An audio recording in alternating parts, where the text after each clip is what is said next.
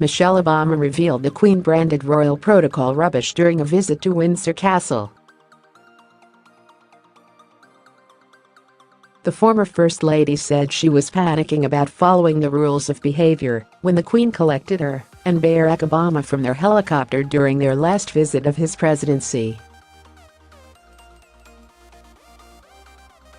Speaking to author Chimamanda Ngozi Adichie about her autobiography Becoming at Southbank Centre's Royal Festival Hall, Mrs. Obama also recalled the controversy she caused when she touched the Queen on the back during another visit.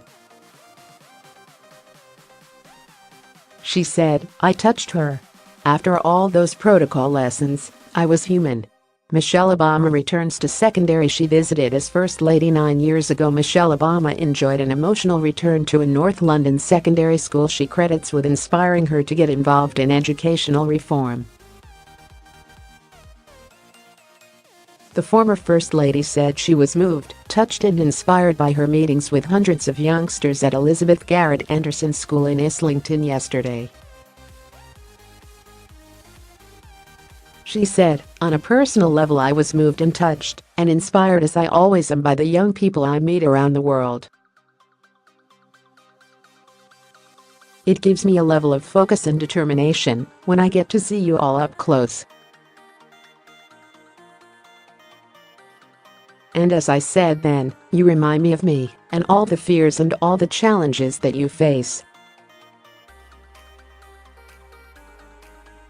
You give me a sense of comfort as being First Lady wasn't the easiest job in the world, but I got strength from you, so thank you all for that. Thanks for giving me that." Mrs. Obama also encouraged the pupils to practice supporting each other. She told them, "We as women don't have the luxury of tearing each other down. There are enough barriers out there. There are enough people out there ready to tear us down. Our job is to lift each other up, so we have to start practicing now. There is no room for mean girls and cliques and social complications that naturally come at your age. I want you to be mindful of that." The relationship between Obama and the school was further heightened when a return visit in 2011 saw her invite pupils to hear her speak at Oxford University. The following year, Mrs. Obama invited a dozen of the schoolgirls to visit her at the White House in Washington. The interview was part of the former First Lady's book tour Becoming, an Evening with Michelle Obama. More than 40,000 people had reportedly tried to get tickets online when the event went on sale, but just 2,700 were lucky enough to attend the event. Those in the audience included actor Riz Ahmed, actress Michaela Coel, Mayor of London Sadiq Khan and 300 school children from secondary schools across the UK. Recalling another time she broke protocol, Mrs. Obama said, "This is just how it feels to be at these high levels, where people are talking protocol to protocol. That is how these big foreign exchanges are. People are talking to other people, and then you're briefed, and you're told this is going to happen, and don't stand there, and don't touch there, and this is precisely what is going on." This was on our last visit, and we went to Windsor Castle and we took Marine One, the helicopter, and we landed in a field, and we were going to be driven by the Queen and picked up in the car. Our Secret Service doesn't even let me ride around with Malia, so up until that point we had never driven in a car driven by anyone else, so it was like, this is what's going to happen. You're going to get out and sit here and this is what is going to happen. Of course your head is spinning, because first of all I'm trying not to fall, which is a major thing that I think about in public. If you're thinking about my thoughts when I come out on stage, it's don't fall. One of my primary goals for the 8 years was to never become a meme. So I had all this protocol buzzing in my head, and I was like, don't trip down the stairs, and don't touch anybody, whatever you do. And so the Queen says just get in, sit wherever, and she's telling you one thing, and you're remembering protocol, and she says, oh, it's all rubbish, just get in.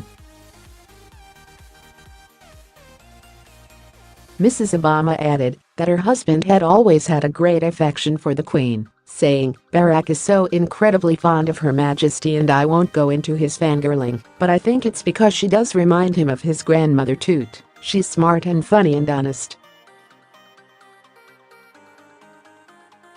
He is a huge fan for sure. Former schoolgirl meets Michelle Obama for the second time. A former London schoolgirl who first met Michelle Obama in 2009 has now revealed how meeting the then First Lady had a profound impact on her life. Latrishka Anthony was 16 when Mrs. Obama first visited Elizabeth Garrett Anderson School, and is one of the school's alumni to join her on a visit to the campus 9 years later. Ms. Anthony, 25, is now a senior analyst at a business intelligence company and said it was amazing to meet the former First Lady again. The former First Lady also told her audience she is bidding to change the mindset of men to boost girls' education. Mrs. Obama, who has already sold more than 2 million copies of the book, revealed how she longs to change the mindset of men who don't think it is a good investment to send girls to school. In a series of tweets posted by the Southbank Center, she said, my parents saw this flame in me. To have that flame lit in a girl means that you have to value her voice. I want to change the mindset of men and of people around the world who think that is not a good investment to send their daughters to school. Mrs. Obama also detailed how Chapter 17 of the memoir, which details her personal journey to becoming First Lady, was the most difficult for her to write. She said, Chapter 17 was the hardest chapter to write, because what happens to successful black women is that we become a caricature. We are demonized. We are angry. We are too loud. We are too everything. Throughout her conversation with Chimamanda Ngozi Adichie, Mrs. Obama also discussed how change in society happens over time. She said, change is not a straight line if you look over the history of America. The Voting Rights Act is not as old as I am. We mistakenly thought that Barack Obama was suddenly going to erase 100 years of history in 8 years. Mrs. Obama also gave her audience an insight into her relationship with the former U.S. president. Barack doesn't play games, fellas. It's a very attractive quality, she said, according to Penguin Books UK. She also told her audience that marriage is just as important as any career. The mother of two even alluded to a healthy rivalry between her and her husband when it came their books. She said, he's a little jealous that I'm done. He's very proud, but his book is hanging over his head right now. But, yes, we have a healthy rivalry. It's all about love. He is truly the writer. I'm more the storyteller. I want a book to read like a story for, particularly young people, to get lost in. During the event, for which 55,000 people reportedly attempted to get tickets in a second burst of Obama mania, Mrs. Obama relayed a heartfelt message to women of color. Mrs. Obama recently cancelled book tour visits to Paris and Berlin so she could attend the funeral of former President George H.W. Bush, who died on Friday. Attendees have since taken to Twitter to praise Mrs. Obama's wise words. Cheryl Moskowitz said, "This was a phenomenon. I was glad to be present at the Southbank Center. Thank you, Michelle Obama, for your warmth, your wise words, and above all for your humanness. Phenomenal."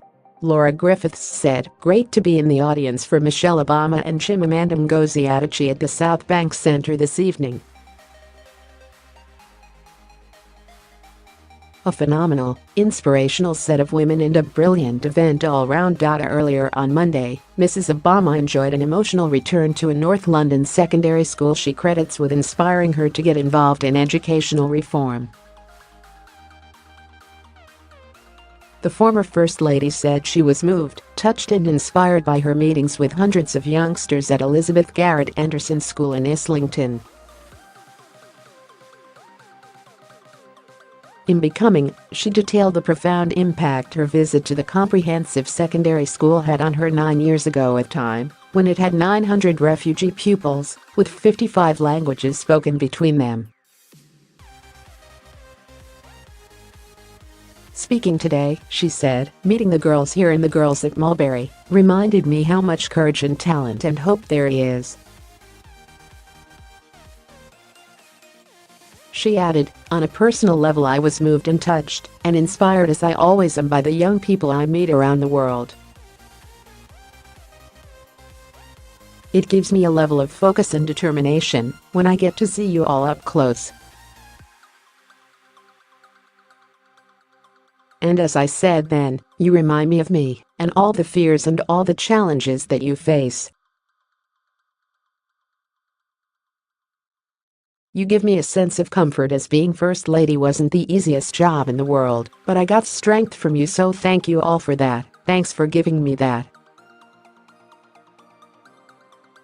Mrs. Obama also encouraged the pupils to practice supporting each other. She told them, "We as women don't have the luxury of tearing each other down. There are enough barriers out there. There are enough people out there ready to tear us down. Our job is to lift each other up, so we have to start practicing now. There is no room for mean girls and cliques and social complications that naturally come at your age. I want you to be mindful of that." She added, "That is one thing we can do better as women. We can take better care of each other."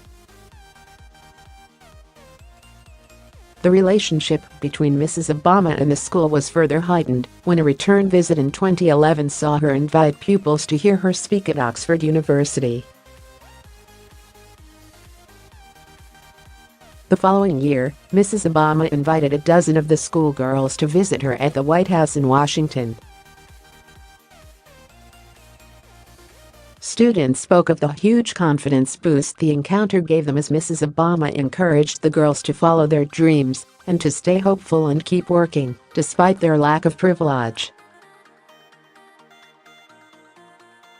Today, Mrs. Obama spoke about ways diversity in the top universities can be improved, saying, "Part of what we have to do is expose them to the opportunities.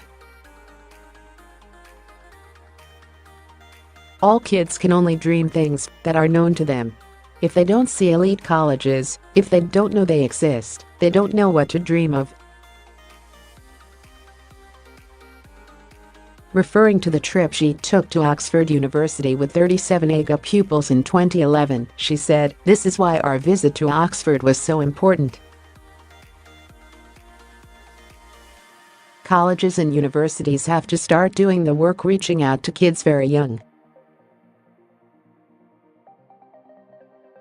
We have to start working on that pipeline much earlier. We can't wait until we have 2 years out from college. We need to start talking to them early. That includes not just conversations but visits. What is it like in a dormitory to sit in a lecture,